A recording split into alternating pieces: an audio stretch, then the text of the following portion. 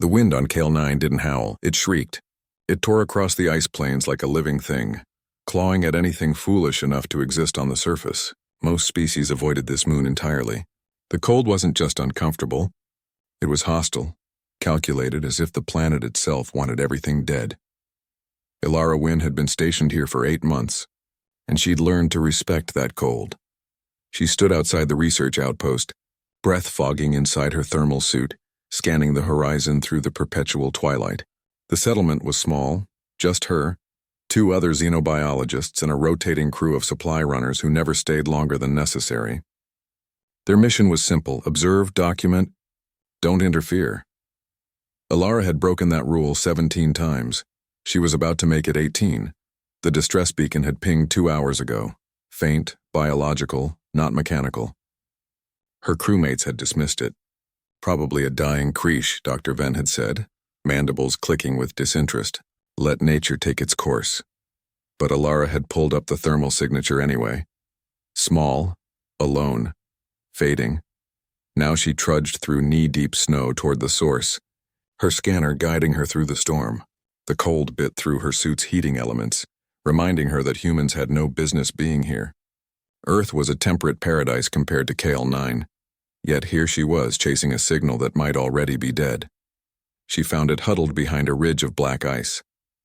At first, she thought it was a rock. Then it moved, barely, just a shiver that sent snow cascading off its matted fur. Ilara's breath caught. A Creesh cub. She'd seen the adults from a distance. Apex predators, 8-limbed and armored with biometallic plating that could shred hull metal. They hunted in packs, coordinated like wolves but with the intelligence of dolphins. Galactic protocol was clear: Creesh were protected but also feared. Their younglings were never to be approached. Too dangerous, too unpredictable. The cub's 6 eyes flickered open, frost clinging to its lashes. It made a sound, a weak, chittering mewl that broke something inside Ilara's chest. "Hey," she whispered, kneeling slowly. "Hey, little one." The cub flinched, trying to crawl backward, but its limbs barely responded. Hypothermia had already set in. Ilara's scanner confirmed it.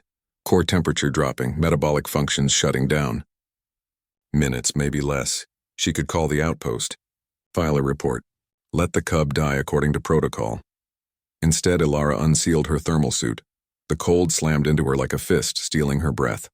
She ignored it, peeling off her inner jacket and wrapping it around the trembling creature. The cub was heavier than she expected, its limbs folding awkwardly as she lifted it against her chest. "I've got you," she murmured, sealing her suit back up with the cub pressed against her body heat. "I've got you." The walk back was agony. Every step felt like wading through concrete, her suit systems screaming warnings about heat loss. The cub shivered violently against her, its sharp claws occasionally catching on her underlayer, but she didn't care. She counted her steps, focused on the dim lights of the outpost, and refused to think about what Dr. Venn would say. She made it inside just as her vision started tunneling. "Wynn." "What the hell?" Venn froze, his compound eyes widening as Ilara collapsed against the wall, unzipping her suit to reveal the shivering cub. "Medbay," Ilara gasped.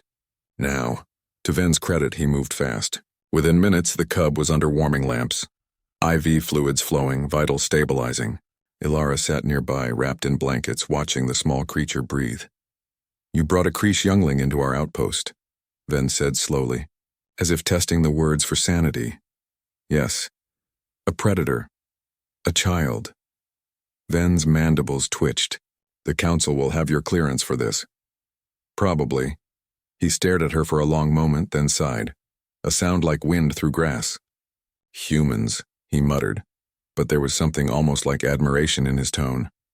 The cub recovered faster than expected. Within 2 days it was alert, curious, following Ilara around the outpost with unsteady steps. Its eyes, all 6 of them, tracked her movements with unsettling intelligence. "It's imprinted on you," Dr. Sala, the other biologist, observed. "Creesh younglings bond with the first being that shows them warmth. Normally that's their birth pack." "What does that mean?" Ilara asked, scratching behind the cub's auditory ridges.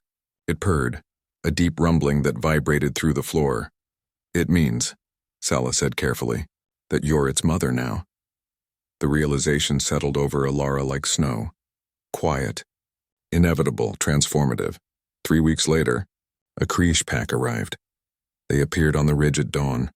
Silhouettes against the pale sky, 12 adults moving with liquid precision.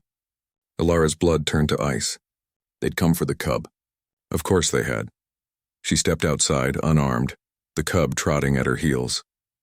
The pack leader approached slowly, low to the ground, analyzing. Its eyes fixed on Alara, then the cub, then back. The cub chirped happily, oblivious to the tension. Alara raised her hands, palms open. I found him dying. I couldn't leave him. She didn't know if they understood. Krish communication was complex. Pheromones, subsonic rumbles, body language. But she hoped intent translated. The pack leader tilted its massive head. Then, impossibly, it lowered itself further. A submissive posture. The others followed suit. One by one they approached, touching their snouts to Alara's hands, to the cub, acknowledging something that transcended species. When they finally left, the cub remained at Alara's side by choice. Dr. Venn watched from the window. I'll never understand humans, he said. Alara smiled, scratching the cub's head. We don't leave our own behind. Ever.